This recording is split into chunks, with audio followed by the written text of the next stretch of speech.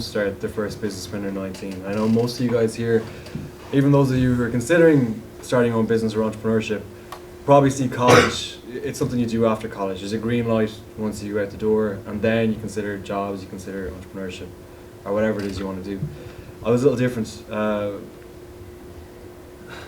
There's a couple of reasons. I'll give you a short kind of context. I'll give you a short background, my background, let you know what I've done, and let you know how I ended up where I am now. And then I'll move on to what the core part of what I'm going to speak about is. But when I was 19, I saw a problem. There was an opportunity. There was a problem that needed a solution. There was legislation introduced for construction-oriented equipment that if someone took a hole beneath a certain depth, they needed to have showing equipment. So I set up a company that provided this. It was a hire company. It was very, very simple. It was during the boom, and it wasn't particularly difficult. And I borrowed the money, set up the company, and I sold the company a year later to a UK multinational when I was 20 for a decent amount of money that helped me get started going forward. So what I do now is I'm the MD of a not-for-profit called Archipelago, and what we do is we promote youth entrepreneurship in Ireland.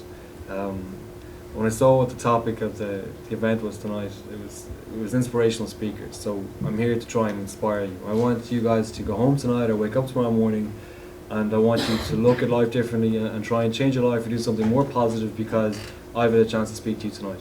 So what am I trying to inspire you to do? Well, I'm going to try and inspire every person in this room to consider entrepreneurship. And for a lot of you guys, I would like this to be a point when you look back at in years to come and say, well, that's the night that I decided I was going to control my own destiny, that I was going to create something, that I was going to express myself to the world, and I was going to put my opinion out there in the form of a company, because entrepreneurship is the greatest human mechanism for expression that there is.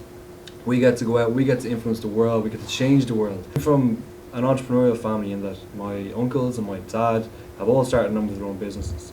But when I look at them, I don't consider them entrepreneurs, I call them business owners. I am the first entrepreneur in my family as far as I'm concerned, because the way I look at it is fundamentally different. And as far as I'm concerned, we didn't really have entrepreneurs in Ireland until quite recently. We had business owners, because Ireland was a very young country, and an awful lot of people who started businesses did it out of necessity. They wanted to feed their family, they wanted to feed themselves, they had immediate expenses in which they had to cover, and that was the reason to set up businesses. Now we have a generation of people who can build products in their bedroom that change the world. You know, Mark Zuckerberg is a great example. At 20 or 21, he built a product that's become one of the biggest businesses in the world. You know, you guys, everyone out here, there's no green light. You can go home tonight, you can start building something. It can be a food product, it can be a service, it can be a tech product, and it can literally change the way we live our lives on a day-to-day basis. So the first piece of advice is, if you have an idea, share it with everybody. Do not keep your idea to yourself, do not hide your idea. It is something that every first-time entrepreneur does. I keep it to myself, I won't tell anyone, it's my secret. If I tell someone they're going to steal it on me, no one's going to steal your idea. Ideas, businesses are a lot of work. No one is going to hear your concept and then run home and find 40 grand to fund a business and then recruit a team and then build a product and then start marketing the product and then sell the product and then scale the business and then have an international empire, and you're going to be sitting there all the time going, that was my idea, dude.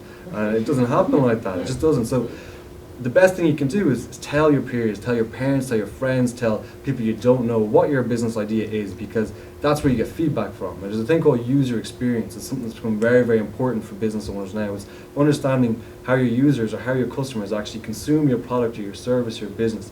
Understanding that is the most important thing you know, because if you don't understand how your customers want to consume your product, you're never going to sell to them, because somebody else will figure that out and they'll do it in a better way than you can. The second point I would make is that commercial failure is not personal failure. All right, this is really important. If there's one, well, it's just for all you guys, because failure is terrifying.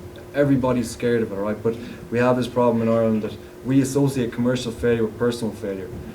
The greatest failure you can make in your life is not trying. That is, when you look back at your life, running a company and running into the ground and failing miserably and going down in flames is not a big deal, guys. You get over it, you move on with your life, especially if you do it young. You jump back in the horse and you keep going again.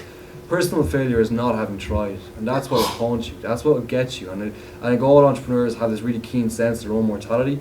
They have this real keen sense of, one day I'm going to die, and what's my legacy, and what am I going to leave to the world? And there's a real sense of urgency that from day one, you want to get out there and make an impression. You don't want to sit around thinking, well, I'll start a business when I'm 35, or I'll start a business when I'm 45. I'll go out and get 15 years experience, because the one thing you'll find is, no matter what age you are, starting a business is difficult. It doesn't matter. It doesn't matter where you imagine this. Imagine your dad or your mum trying to start a business now. Now, how are they going to figure out social media and the internet? How are they going to figure out how to build a user base of 25,000 people or 50,000 people online? Are they going to figure it out? Would you guys not be far more comfortable doing that? You have huge advantages to a great extent. If you think about things like, as a young person, you don't have a mortgage, you don't have kids all the time, so you don't have the same risks attached. You get to go out and live your business. I got out my masters. I got a job straight away. I was the first person in my year to get offered a job. I was offered 8 jobs in a year when there wasn't a whole lot of jobs going on. It was the beginning of the downturn. I was offered 8 jobs that year. I picked the job. They promised me a lot. Was happy to do it, but the reason I did that, I went into every interview with a portfolio of stuff I'd done and said, well, this is what I did, and this is what I did, and this is what I did. I showed initiative. I showed that I was able to pragmatically approach problems and solve them. I showed this huge range of skills that even though, like, academically there was people in my class that were better than I was, but there was no one in my class that could hold a candle to my CV at that point, because I had done quite a bit and I was very, very sure of who I was and what I wanted to do in the world. I would definitely encourage you guys to start companies sooner rather than later. Everyone, I think, should try starting some sort of movement, some sort of organization, some sort of company, trying to express yourself to the world. Times I talk to students and they're saying, well, I'd love to start a business, I'm waiting for an idea. If any of you are thinking that, scrap it right now. Forget about it. There's no such thing. It doesn't happen, okay? Because there's 2 types of businesses that work. There's a type of business that starts up, that does something that no one has ever done before. It's the steam engine or whatever else, right? It's no one's done it before. It doesn't happen, guys. These things, that's 1 in a million, 1 in a billion, all right? Just kind of place that to one side and say that's a freak, that's a black swan event, coming up with something no one else has come up with before. The vast majority of businesses are people who come up with something or do something better than other people do it out there. And they're all around you. Like, look at all the products in this room. Everything in this room is sold. There's no reason that you can't look at anything from blocks, from lights, to projectors, to chairs, to glass cups, to water. I mean, people sell water, make millions out of it. There's no reason you guys can't do that better than anyone else. And there's nothing that I just call out as particularly complicated or sophisticated. There's no one in this room who doesn't have the education to go out there and immediately compete in this market if you wanted to. So don't wait for that light bulb moment. It doesn't happen. Look around you for problems, because solving those problems is where businesses are made, and figuring out how you will do it better than somebody else is where that's how it works. Okay, that's the best thing you can do, because even if you look at guys like Steve Jobs, who we put up there and we say, well, he was one of the greatest innovators and entrepreneurs of all time.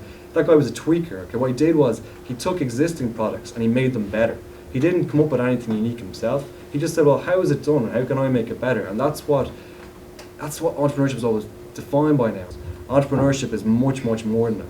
Entrepreneurship is impacting the world now on a global scale, because that's our potential. It's about doing something positively and socially resonant. It's about being significant. It's about having a legacy. It's about doing good at what you can. It's about creating as much value as possible. That's what entrepreneurship is about. And just finally, just to put that ideas into bed, because it's something I've just come across so much recently, the students saying, well, I'd love to start a business, but I don't have an idea. We come up with ideas every day. We do creativity sessions every day where we try to come up with functional business ideas that we think can work. And we do it just as a creativity exercise. And we shelve the vast majority. And some of them we go get funding for and we spin them out or we sell them or whatever. But guys, if there's people in this room who are looking for an idea and want to start a business, we'll give you an idea. We come up with a really good web business during the week. If there's a group of guys here, if 2 or 3 or 1 or whatever guys, come to us. Come to me afterwards, give me a bell, drop me an email and say, I want to start a business. We will give you an idea. We will put you in touch with everybody you need to meet. We will get you hooked up with VCs and angels and whoever else you want to fund. We will be there with you every step of the way. I will do everything I can to help students start their entrepreneurial journey sooner rather than later. Guys, seriously, if anybody here wants to be an entrepreneur and is struggling for ideas, I'm more than happy to talk to you guys. We will help you out. And genuinely, we have an idea now that we've bounced around with a couple of angels and investors and stuff. We really like it.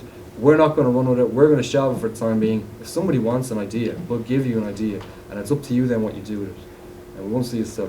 So that's me, guys. So if anyone wants to ask any questions.